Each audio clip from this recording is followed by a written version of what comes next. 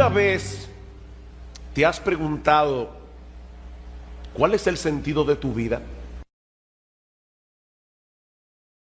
Algunos pueden pensar, yo pensé que había venido a una iglesia y me están hablando de filosofía. Cuando tú abres los ojos cada mañana, ¿qué es lo que te mueve a levantarte de la cama y a ponerte en movimiento? A todos nos gusta pensar que las cosas que hacemos son importantes y que hacen alguna diferencia, que nosotros vamos a dejar una huella en el mundo cuando salgamos de aquí, pero ¿realmente es así? O para ponerlo en una forma más general, ¿hay algún propósito y significado para la existencia del hombre en un mundo como este, donde tenemos que enfrentar tantos problemas, tantas injusticias, tantas cosas torcidas que no parecen enderezarse nunca? ¿De qué sirven nuestros logros? O comportarse de cierta manera, si al final de cuentas todos vamos a morir, no importa cómo hayamos vivido. Ese es el tipo de cuestionamientos que se plantea el autor del libro de Eclesiastés, que comenzaremos a estudiar a partir de esta mañana. Y su respuesta inicial es tan desalentadora, tan devastadora, que algunos se preguntan cómo es posible que un libro como ese haya sido incluido en la Biblia. Una lectura superficial de Eclesiastés puede llevarnos a pensar que este libro fue escrito por un filósofo fatalista, no por un hombre inspirado por el Espíritu Santo. Para que tengan una idea del tipo de declaraciones que vamos a ver a lo largo de esta serie, permítanme darles un breve muestrario. Eclesiastés capítulo 2, versículo 17. Aborrecí por tanto la vida.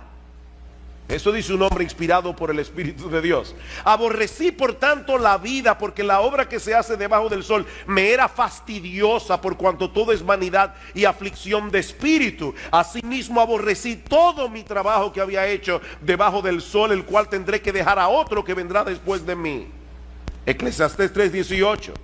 Dije en mi corazón, es así por causa de los hijos de los hombres, para que Dios los pruebe y para que vean que ellos mismos son semejantes a las bestias. Porque lo que le sucede a los hijos de los hombres y lo que le sucede a las bestias, un mismo suceso es. Como mueren los unos, así mueren los otros, y una misma respiración tienen todos. Ni tiene más el hombre que la bestia, porque todo es vanidad.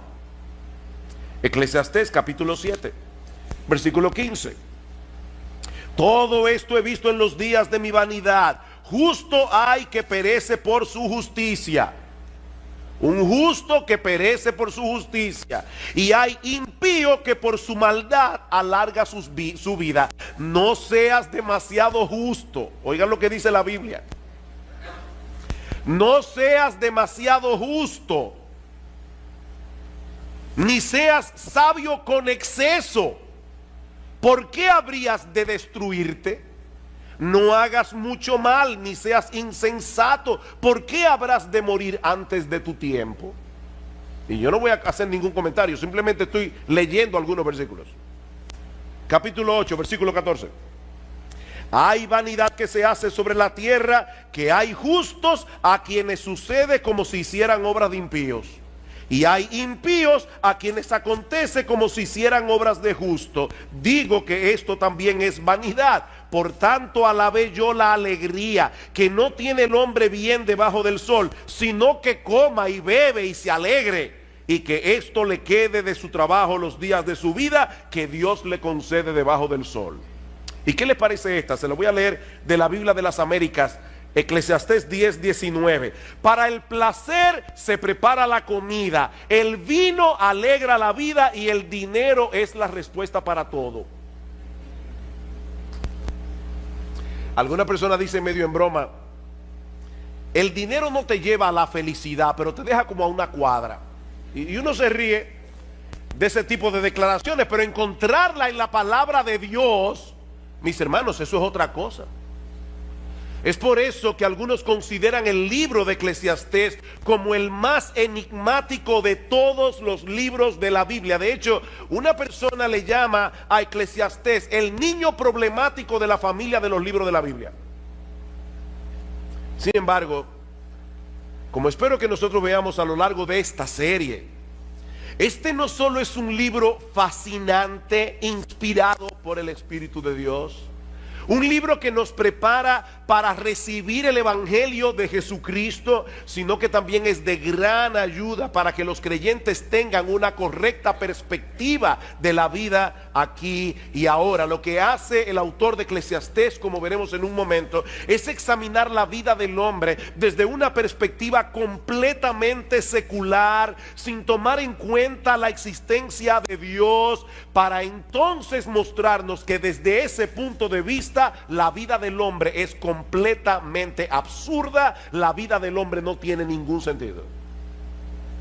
En la mañana de hoy yo quisiera introducir este libro de las Escrituras considerando básicamente tres cosas: su autor, su tema y su propósito. Eso es todo lo que vamos a ver en esta mañana. Veremos el autor de Eclesiastés, el tema de Eclesiastés y el propósito de Eclesiastés. Versículo 1, Eclesiastés capítulo 1, versículo 1.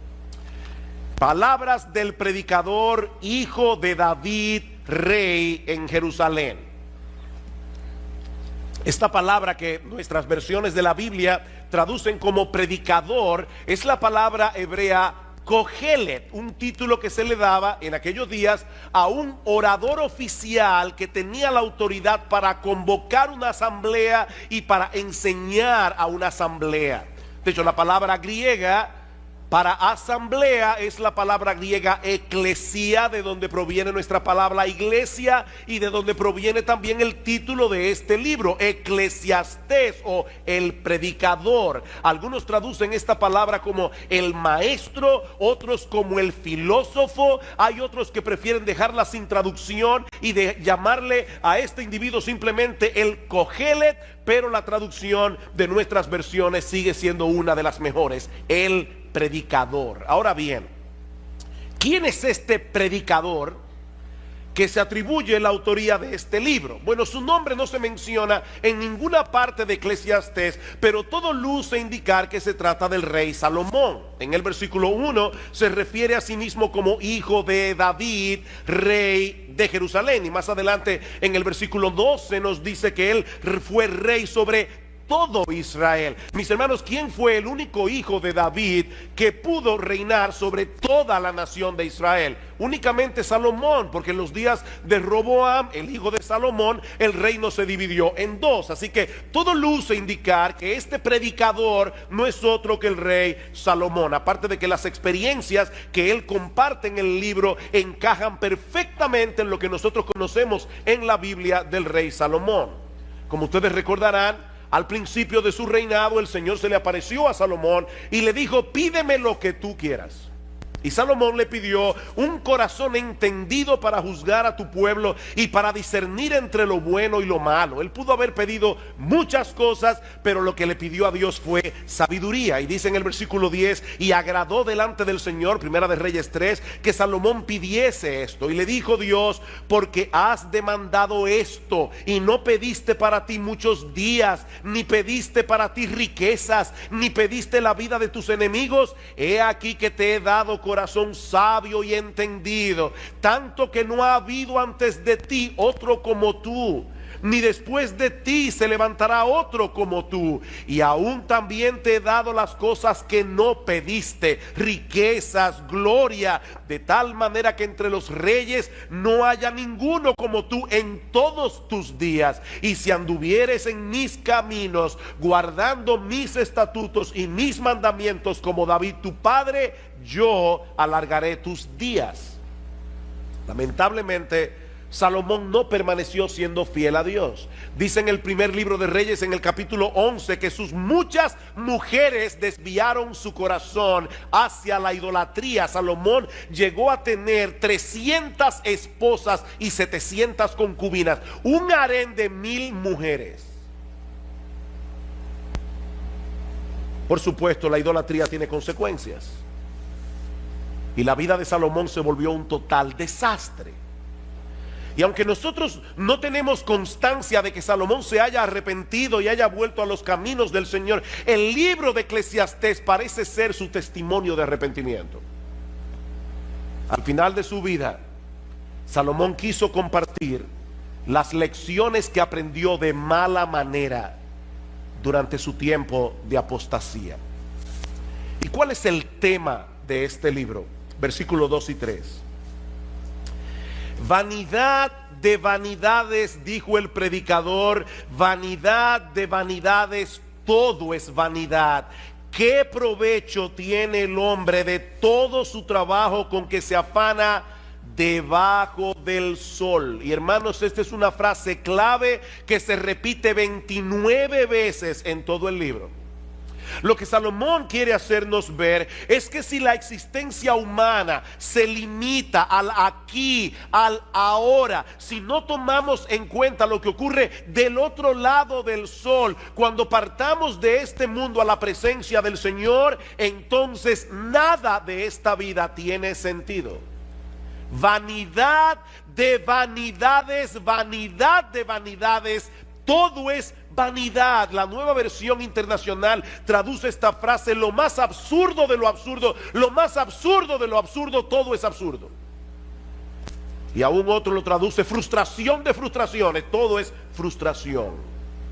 La palabra vanidad también se repite una y otra vez en el libro de Eclesiastés, 38 veces en total, y se refiere a algo que no tiene sustancia, algo inútil, algo sin valor. Mi amigo, si tú dejas a Dios y a la eternidad fuera de la ecuación, lo que te queda es una vida vacía, sin propósito y sumamente frustrante.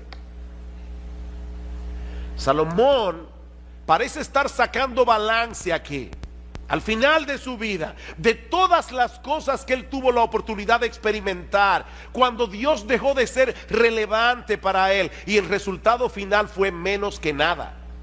Vanidad de vanidades. Los judíos empleaban ese tipo de expresiones cuando querían enfatizar una idea, como cuando nosotros decimos rey de reyes. Él es el rey que está por encima de todos los reyes, o cantar de los cantares. Es el cantar más extraordinario, es el cantar que está por encima de todos los cantares. Bueno, lo que Salomón nos está diciendo aquí es que no hay una cosa más vana que una vida sin Dios. Eso es lo más vano, ya más vano no se puede ser. Esa es la vanidad de las vanidades. Y lo repite 2 veces: vanidad de vanidades, vanidad de vanidades. Y por si todavía alguien no entendió la fortaleza de su idea, concluye diciendo: todo es vanidad. Todo es vanidad. Eso sería la existencia humana si todo lo que tuviéramos fuera esta vida. Venimos de la nada. Somos el producto de un accidente sin propósito. Nos dirigimos inevitablemente a convertirnos otra vez en nada. Y entre una nada y otra nada, nosotros tenemos que estar viviendo en este mundo lleno de dificultades, lleno de problemas, donde los momentos de felicidad son muy escasos y muy transitorios. Por eso alguien decía que antes de preguntar si hay vida después de la vida, habría que preguntar si hay vida ahora. No después de la vida, es si hay vida ahora. Un día viene, otro día va, muy similar al anterior, y después de muchos días, la muerte. La pregunta es: ¿para qué afanarse tanto? Si al final de cuentas todos terminamos con las manos vacías. Versículo 3: ¿qué provecho tiene el hombre de todo su trabajo con que se afana debajo del sol? ¿Cuál es tu ganancia? Bueno, mire, yo me conformo con dejar un legado a las generaciones futuras. Genial. Pero ¿de qué te sirve eso a ti? Decía el cineasta Woody Allen: yo no quiero alcanzar la inmortalidad a través de mi obra, yo quiero alcanzarla no muriéndome. El problema es que no tenemos esa alternativa.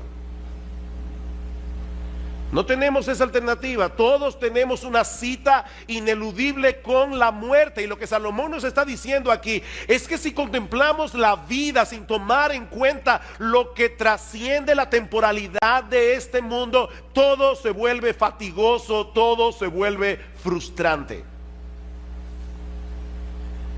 Eso es lo que él pasa a probar a partir de los versículos 4 al 11, usando algunos ejemplos de la creación y de la experiencia humana. Versículo 4: generación va y generación viene, mas la tierra siempre permanece.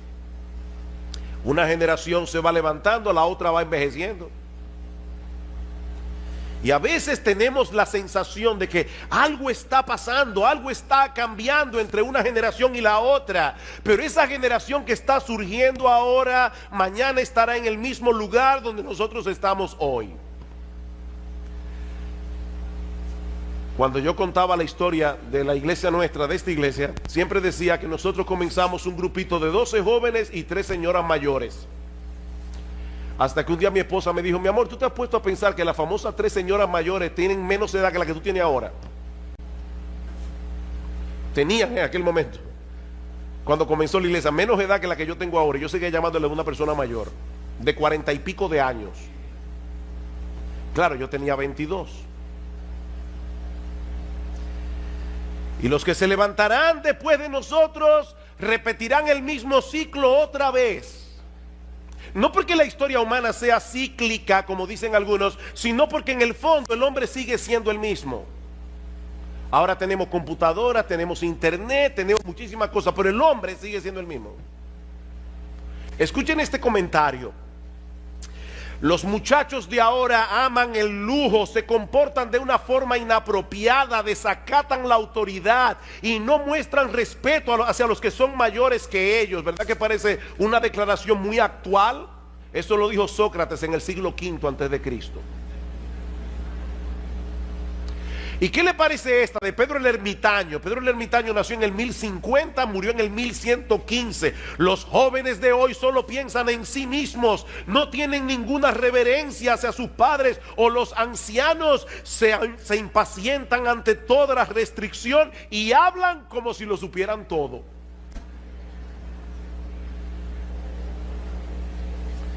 Ustedes ven el punto. La historia está en movimiento, pero nada cambia en realidad. Nada cambia. Es lo mismo que nosotros vemos en los procesos de la naturaleza. A pesar de la diversidad y los cambios que nosotros vemos a nuestro alrededor, la naturaleza es sorprendentemente uniforme en su funcionamiento. De hecho, eso es lo que permite que hagamos ciencia. Los científicos pueden evaluar los procesos de la naturaleza porque todo se repite una y otra vez. Versículo 5: sale el sol, se pone el sol, se apresura a volver al lugar de donde se levanta, el viento tira hacia el sur y rodea el norte, va girando de continuo y a sus giros vuelve el viento de nuevo. Los ríos todos van al mar y el mar no se llena. Al lugar de donde los ríos vinieron, allí vuelven para correr de nuevo. El sol salió esta mañana, se va a poner esta tarde, así será mañana y pasado mañana y dentro de 10 meses y dentro de 100 años. La misma rutina. Y lo mismo ocurre con el viento. El viento se mueve constantemente en una serie de circuitos que nosotros no podemos entender del todo y que tampoco cambiará con el paso de los siglos. El mismo circuito. Todos los ríos desembocan en el mar, pero el mar nunca se llena. Y al lugar de donde los ríos vinieron, allí vuelven para correr de nuevo. La misma cosa una y otra vez. Y esa monotonía de la naturaleza no es otra cosa que un reflejo de la monotonía de la vida humana. En ciencia política hay un principio que se conoce como el gatopardismo. Una novela que se llamó El gato pardo, donde apareció esta frase memorable: si queremos que todo siga como está, necesitamos que todo cambie. ¿Cómo así? Bueno, lo que este principio establece es que los políticos tienen que iniciar constantemente algo que se parezca una transformación revolucionaria, pero dejando en realidad las mismas estructuras de poder, de manera que todo cambia, pero nada cambia. ¿O no es así? Eso es el gatopardismo. Todo cambia, pero nada cambia. Eso es básicamente lo que Salomón nos está diciendo en Eclesiastés. Lo que nosotros vemos en los procesos naturales es lo mismo que ocurre en la experiencia del hombre. Versículo 8: todas las cosas son fatigosas más de lo que el hombre puede expresar. Nunca se sacia el ojo de ver ni el oído de oír. Eso fue cierto en los días de Salomón, lo es en el día de hoy. En la historia de la civilización, el hombre nunca había tenido a su alcance tantas posibilidades de ver y oír cosas diferentes. Hace 200 años, si usted quería escuchar música tocada por una orquesta, usted tenía que ir a donde la orquesta estaba. Ese era un lujo que muy pocas personas podían darse. Hoy día cualquier muchacho tiene a su alcance un montón de dispositivos, de programas, de aplicaciones que le permiten ver y escuchar lo que quiera y cuando lo quiera. iPod, iPhone, iPad, iTunes, MP3, YouTube, SoundCloud, Netflix, Crackle y yo no sé cuánta cosa más. ¿Y saben qué? No importa cuántas cosas veas, no importa cuántas cosas escuches, nunca te sentirás satisfecho. Nunca te sentirás plenamente satisfecho. Yo recuerdo cuando era niño, a mi padre le encantaba hacernos cuentos árabes. Y yo recuerdo uno en particular donde había un rey que le ofreció la mitad de su reino a cualquier persona que pudiera llevarle algo que fuera más pesado que lo que él tenía en su mano. Y las personas comenzaron a traer cosas pesadas, lingotes de oro cada vez más pesadas, y siempre lo que el rey tenía en la mano pesaba más. Y la gente decía, ¿cómo es posible que este hombre pueda tener algo en su mano envuelto en un pañuelo que pese más que todo lo que nosotros llevamos? Finalmente un sabio que le dijo, lléveme donde el rey. Cuando pusieron el pañuelo en la balanza, este sabio cogió un poco de tierra, lo puso en la otra balanza y la tierra pesó más. Y todos quedaron sorprendidos hasta que él dio la explicación. Lo que hay envuelto en ese pañuelo es un ojo humano. Y el ojo humano no se sacia con nada, pero al final tendrá que contentarse con un puñado de tierra. Nunca se sacia el ojo de ver. Siempre queremos ver otra cosa, escuchar otra música, tener otra experiencia. Lo que ayer me emocionaba, hoy me causa aburrimiento. ¿O no es así? Así como el mar nunca se llena, nuestros sentidos tampoco. Es por eso, hermanos, que la industria del entretenimiento es tan exitosa. Nosotros queremos algo nuevo, algo que nos libere de ese ciclo interminable de insatisfacción y de hastío. El problema es que todo lo que el mundo ofrece debajo del sol nos deja exactamente en el mismo punto de partida. Versículo 9. ¿Qué es lo que fue? Lo mismo que será. ¿Qué es lo que ha sido hecho? Lo mismo que se hará. Y nada hay nuevo debajo del sol. ¿Hay algo de lo que se puede decir, he aquí esto es nuevo? No, ya fue en los siglos que nos han precedido. Si leemos con cuidado la historia, veremos que el hombre sigue siendo esencialmente el mismo con el paso de los siglos. Las mismas dudas, los mismos problemas, las mismas aspiraciones, los mismos anhelos, la misma lucha. Lo que parece novedoso no es más que un pasado que ya se olvidó. Decía el periodista Malcolm Muggeridge, todas las nuevas noticias son viejas noticias ocurriendo a nuevas personas. ¿Escucharon eso? Todas las nuevas noticias son las viejas noticias ocurriéndole a nuevas personas. Versículo 11.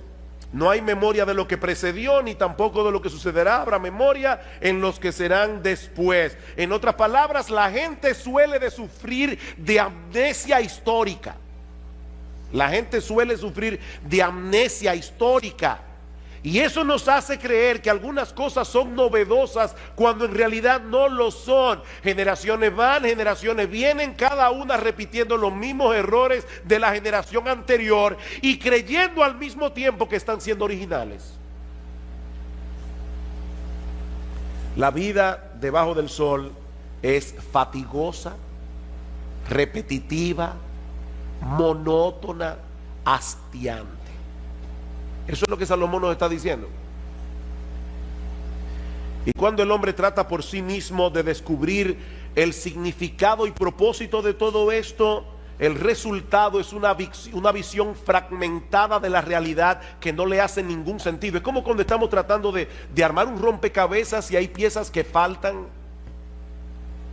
Vanidad de vanidades, dijo el predicador, vanidad de vanidades, todo es vanidad. Ahora bien, ¿y cuál es el propósito de este libro? ¿Por qué Dios inspiró al autor de Eclesiastés para que pusiera por escrito reflexiones tan deprimentes acerca de la vida en este mundo? Eso nos lleva a nuestro tercer y último encabezado. Ya vimos el autor del libro, el tema del libro. Veamos ahora su propósito. Y yo creo que el apóstol Pablo nos muestra incidentalmente por qué se escribió el libro de Eclesiastés. Dice en Romanos capítulo 8 versículo 20 que la creación fue sujetada a vanidad. Otra vez la misma palabra. La creación por causa del pecado fue sujetada a producir lo que no sirve. La creación fue sujetada a no dar todo el potencial que tiene dentro, no por su propia voluntad, sino por causa del que la sujetó en esperanza.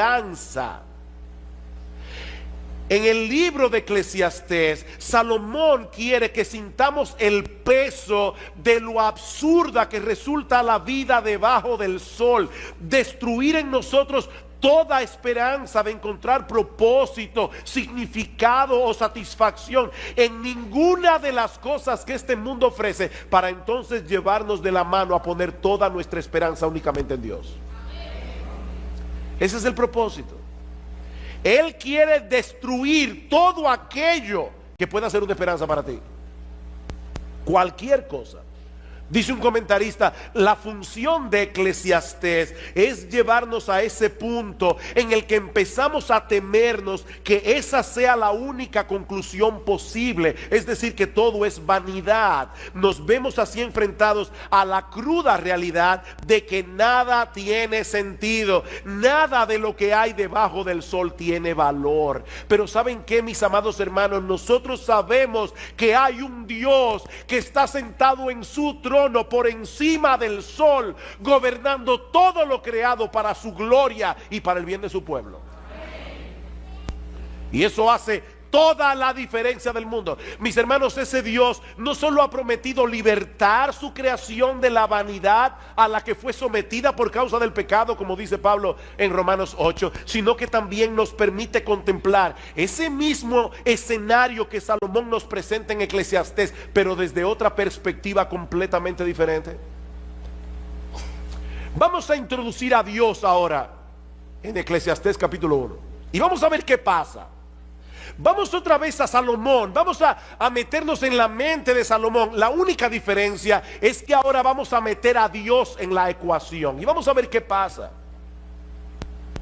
El salmista David, el padre de Salomón, nos dice en el Salmo 19:1: los cielos cuentan la gloria de Dios, el firmamento anuncia la obra de sus manos. El universo es un gran libro disponible para todo el que lo quiera leer, que nos habla de la grandeza, el poder y la majestad de nuestro Dios. Un día emite palabra a otro día, una noche a otra noche declara sabiduría. No hay lenguaje ni palabras, ni es oída su voz, pero por toda la tierra salió su voz y hasta el extremo del mundo sus palabras. Y ahora escuchen: en ellos, en los cielos, puso tabernáculo para el sol.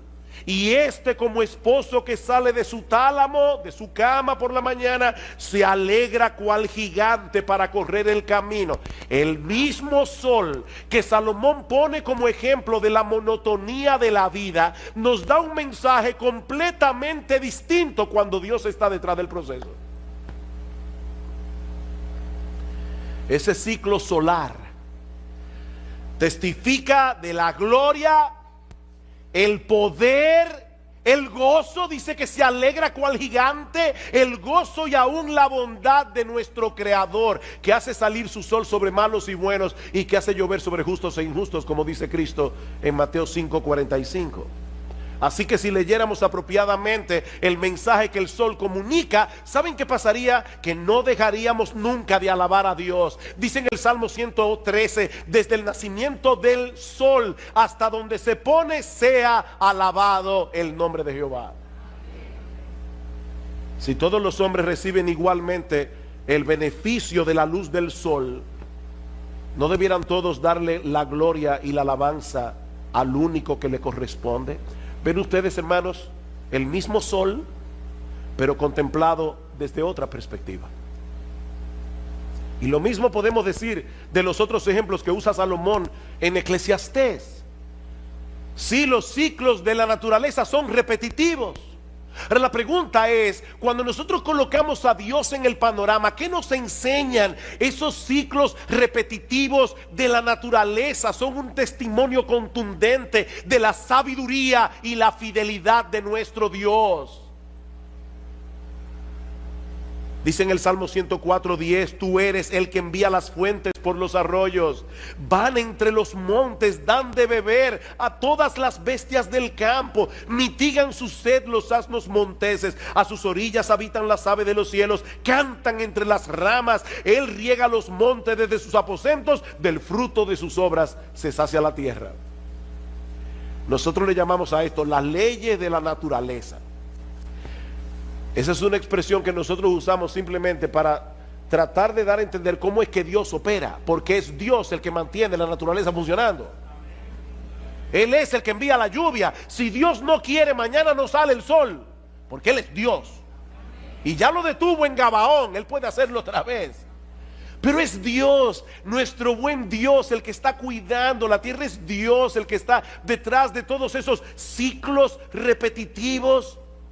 Así que, mis hermanos, si nosotros vemos la naturaleza y no vemos a Dios, el mensaje que la naturaleza nos comunica es totalmente desalentador. Pero de repente introducimos a Dios en la ecuación y todo cambia drásticamente. De repente todo tiene sentido. Salomón nos dice en Eclesiastés 1:8 que el ojo nunca se sacia de ver ni el oído de oír. Pero alguien dijo muy sabiamente, el ojo no se satisface hasta que no ve la mano de Dios, y el oído no se satisface hasta que no escucha su voz. Mis ovejas oyen mi voz, dice el Señor en Juan 10:27, y yo las conozco y me siguen, y yo les doy vida eterna, y no perecerán jamás, ni nadie las arrebatará de mi mano. Yo soy el pan de vida. El que a mí viene nunca tendrá hambre, y el que en mí cree no tendrá sed jamás. Ustedes se dan cuenta, hermanos, del contraste tan marcado que hay entre Eclesiastés y el Evangelio. Por un lado, vanidad de vanidades, todo es vanidad. Por el otro lado, yo he venido para que tengan vida y para que la tengan en abundancia. Juan capítulo 10, versículo 10. Salomón nos dice en Eclesiastés 1:9 que no hay nada nuevo debajo del sol. Y luego pregunta en el versículo 10, ¿hay algo de lo que se puede decir, he aquí, esto es nuevo? La respuesta es, sí lo hay. ¿Hay algo nuevo? Sí lo hay, sí lo hay. Siempre y cuando contemplemos a Dios en el centro de todo. Ese es el punto. Sí lo hay. Hay un nuevo pacto en la sangre del Señor Jesucristo. Dice en Lucas 22:20, un nuevo pacto por medio del cual todos nuestros pecados son perdonados. Un nuevo pacto donde Dios nos concede de pura gracia el don de la vida eterna. Sí hay algo nuevo. Dice en Ezequiel capítulo 36 que Dios promete darnos un nuevo corazón, para que podamos reverenciarle como es debido, para que podamos obedecer sus mandamientos. Dice en 2 Corintios 5:17 que si alguno está en Cristo, nueva criatura es. Sí, Salomón, hay algo nuevo. Dios me hizo nuevo, Dios me transformó, Dios me libertó del pecado. Si alguno está en Cristo, nueva criatura es. Las cosas viejas pasaron, y aquí todas son hechas nuevas. Hay algo nuevo, sí, Salomón dice en Efesios 4:24 que Dios nos ha dado un nuevo hombre, creado según Dios en la justicia y santidad de la verdad. Y por si todo esto fuera poco, dice en Apocalipsis 21:5, y el que estaba sentado en el trono dijo: he aquí, yo hago nuevas todas las cosas. Todas las cosas. Queridos hermanos, algún día todo será nuevo. Algún día todo será nuevo. Esta creación que fue sujetada a vanidad, esta creación que fue sujetada a producir lo que no sirve, será libertada de la esclavitud de la corrupción, dice Pablo en Romanos 8:21, a la libertad gloriosa de los hijos de Dios. En aquel día será eliminado por siempre todo vestigio del pecado en nosotros y en lo creado. Y ¿saben qué, mis amados hermanos? Nunca más experimentaremos la frustración y el hastío que muchas veces experimentamos en este mundo caído, aún los cristianos. O tú nunca te aburres, tú nunca te hastías, nunca te sientes frustrado.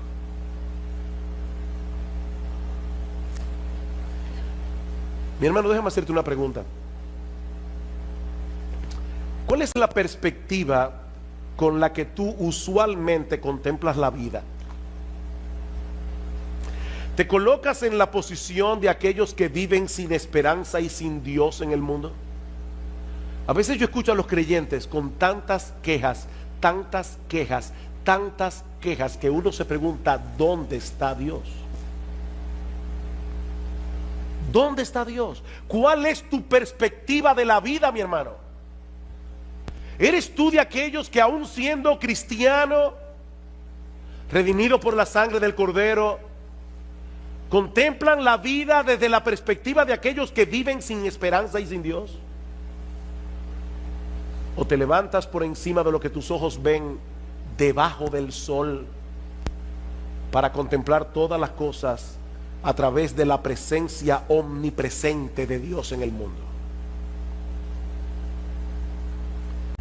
Miren, hermanos, no hay que ser un incrédulo para perder de vista a Dios. De hecho, en la época de Salomón el ateísmo no se conocía. Eso era algo extraño. Salomón no está diciendo que vamos a contemplar la vida desde el punto de vista del ateo. Basta simplemente con que tú creas en Dios, pero no lo tomes en cuenta. No hay que ser un incrédulo para perder de vista a Dios. Sobre todo cuando las cosas no están saliendo como nosotros quisiéramos. Pero Dios sigue estando en su trono, dando un sentido y propósito a todas las cosas, para que al final de la historia todas redunden para su gloria y para el bien de su pueblo. Miren, mis hermanos, Dios se va a salir con la suya. Nadie puede frustrarlo. Él tiene un plan, y en ese plan nuestro bendito, glorioso, extraordinario, inefable, incomparable, inmutable Señor y Salvador Jesucristo se llevará toda la gloria. Y nosotros estaremos ahí para gozarnos con Él. Y si tú estás aquí sin Cristo,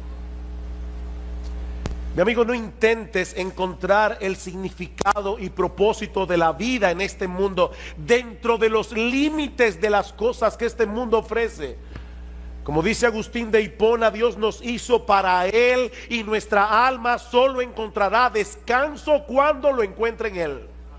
No hay alternativa. En tu corazón hay un hueco del tamaño de Dios que solamente Dios puede llenar. Mi amigo, fuera de Cristo todo es absurdo, y lo que es 1000 veces peor, fuera de Cristo solo obtendrás de Dios condenación y juicio por causa de tus pecados.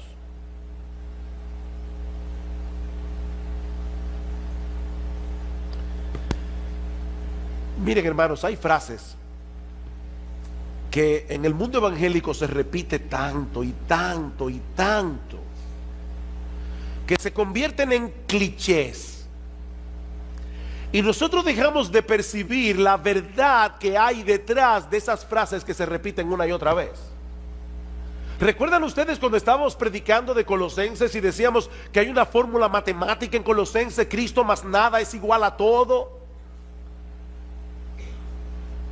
Decía una poetisa cristiana: si yo no tuviera nada excepto a Cristo, lo tendría todo como quiera.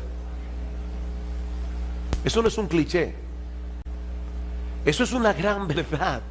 Cristo es el todo en todos. Es Cristo, es Cristo, es Cristo. Mis hermanos, mis amigos que están aquí, el significado de la vida, el propósito de nuestra existencia, todo gira en torno a Él. Él es el centro. Es Cristo, es Cristo, es Cristo y nadie más. Dice en la Escritura que hay un solo Dios y hay un solo mediador entre Dios y los hombres, Jesucristo, hombre. Él se introdujo en la historia humana. Él vino y vivió debajo del sol. ¿Sabes para qué? Para morir por nuestros pecados, para reconciliarnos con Dios, y ahora ofrece en el Evangelio perdón y vida eterna a todo el que viene a Él en arrepentimiento y fe. Es Cristo y solo Cristo. Mi amigo, no te vayas de este lugar sin arreglar tus cuentas con Dios a través de Cristo, porque su gracia sigue estando disponible para todo aquel que cree.